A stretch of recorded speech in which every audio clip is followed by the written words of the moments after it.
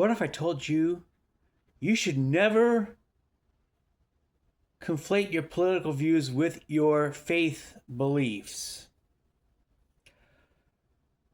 So welcome to the Saturday version of What If I Told You, and here's why. I'm speaking at this from the Christian angle, but I believe that this could be true from any particular faith view. And here it is. Politicians do not have faith views and interests, at least none that they're going to publicly express. Any move that they make towards a faith-based community is going to be with votes in mind. They're good, you're a block, you're part of a block of voters that they're trying to court for votes. Once the election's over, they don't even think about you. Now to the Christian angle of things. Jesus was crucified by the Jewish community. They wanted him crucified because he was, they wanted a earthly king. They wanted a king that would put them in control and would overthrow the Roman Empire. He in turn was, of course, ordered to die by a politician, Pontius Pilate, the Roman governor at the time of that area of Jerusalem and Bethlehem. Now let's fast forward this to the present day. If you're an evangelical Christian, most of them, I would almost say 99%, vote Republican and vote for Donald Trump. And they rightfully looked at Kamala Harris's campaign rally during the last election, where two people shout out in the crowd, "Jesus is Lord." And Kamala famously replied, "You're at the wrong rally." So her disdain and not caring for the Christian faith was telegraphed and obvious. Now, fast forward a little bit to the immediate present day, just the last week, for example. We have Donald Trump posting a picture of himself as Jesus Christ. Now, people who are evangelical Christians, are his supporters, are trying to excuse this behavior because they are blinded by emotional allegiance. Politics is a game of emotional allegiance these days. It has nothing to do with facts, no matter what side you're on. I know exactly one liberal who she can articulate things with factual evidence.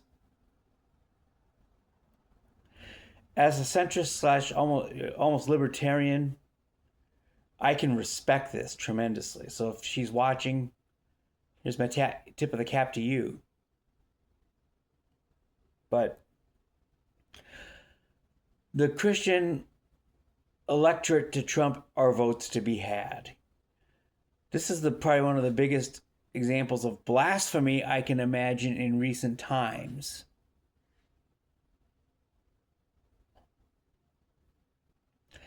He's also decided to pick a fight with Pope Leo about the war in Iran. Leo has a right to express his opinions on things. I happen to believe he's wrong, but he's picking a fight with probably the most famous religious figure in the world in a war where he has nothing to win and everything to lose. Now, I know of Catholics who will still blindly vote for him no matter what, regardless of the fact that he's sitting there on his social media page with a picture of him as Jesus Christ in the flesh. Again, if you ask me, completely and totally inexcusable. Absolutely inexcusable. But so is Kamala's response before. So if you're specifically in the Christian faith in any realm along that line, do not use your faith to determine where you vote or how you vote. It should not make any play at all. My friend who lives several states away and isn't particularly religious, although she does have a background in the Catholic faith, has it right. She can explain things in a policy manner, in a effect on people manner, in a way that few people can. This is how you should vote. Now, I will explain how I voted in the last 3 presidential elections. I voted for Gary Johnson in 2012.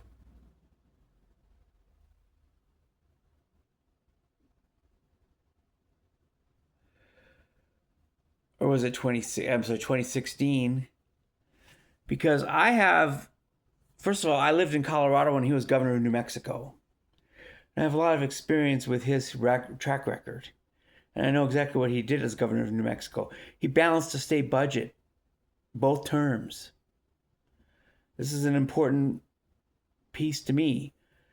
He advocated, I do not advocate, of smoking marijuana for obvious reasons, but he actually advocated for this as a Republican before it was even cool, before the cool kids were even picking it up.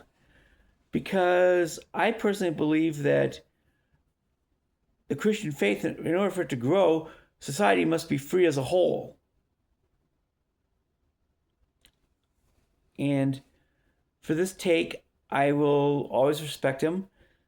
And he's also not an open borders. He believed in defending the sovereignty of the United States and its sovereign borders.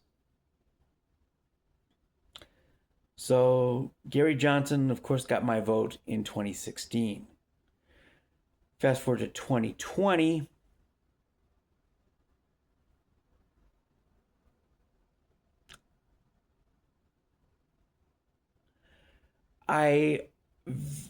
Most of my votes are very reluctant. Johnson is the only one who I've ever voted for really all that enthusiastically.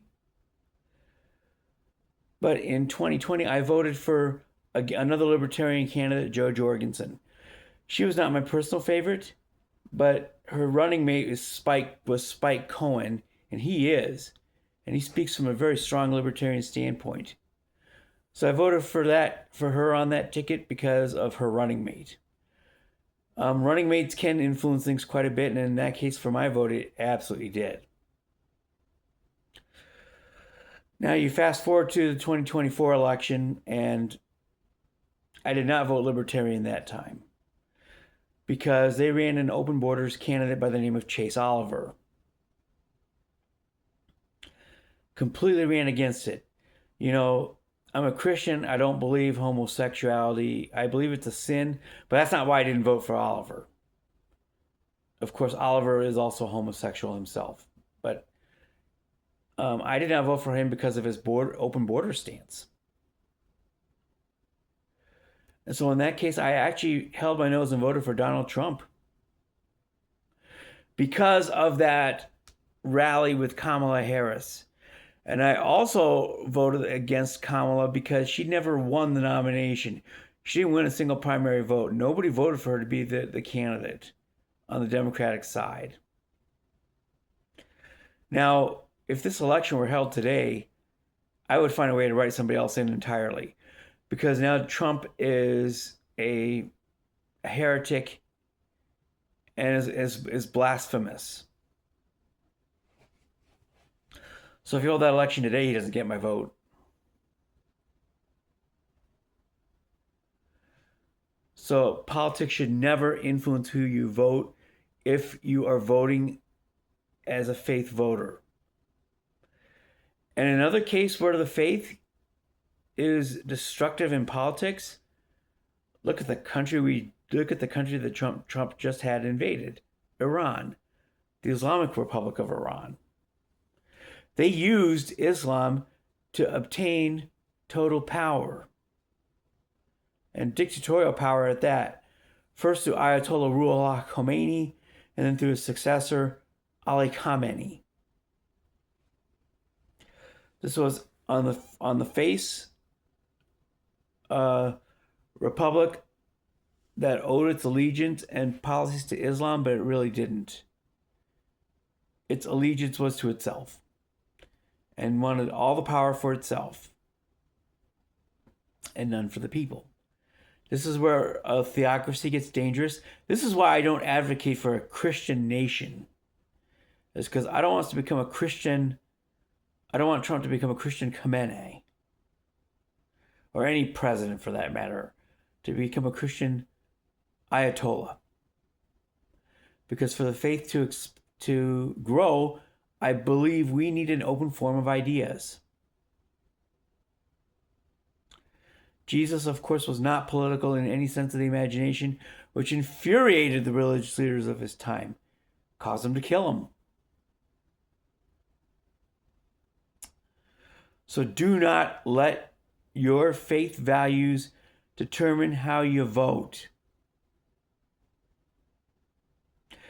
You need to vote on policies and practicalities,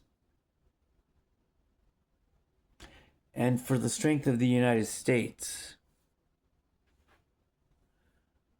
and for the protection of our First Amendment rights, and for the protection of an open marketplace of ideas, which is how the Christian faith, in my opinion, will thrive. It does not thrive under a theocracy. It did not in the 3rd century, for example, under Emperor Constantine. Emperor Constantine was converted and became a baptized Christian himself within the Roman Empire. That Roman emperor made Christianity basically the favored faith of the time. The result is the faith struggled and did not have the edge that it had in the 1st century when Christians were being sawed off and cut in two. It became the political favorite of the state. The faith lost its edge and declined, despite the full protection and the backing of Rome. So these two worlds should never mix in your world. Your politics should be your politics. Your faith should be your faith. My relative libertarianism has nothing to do with the Christian faith, and libertarians would agree with this, by the way. They believe in overall freedom as a whole as well, and don't believe that there should be a state faith. And I happen to agree, and that's why I've usually voted for many of their candidates over the years. Of course, the one time they do run somebody who runs counter to American security, that's when I withheld my vote. So it's probably more information than you probably care to hear. So I'll be back tomorrow. You folks have a splendid Saturday and an even better Sunday. Do your Sunday things, whatever they are. You folks have a great day. Peace out, homies.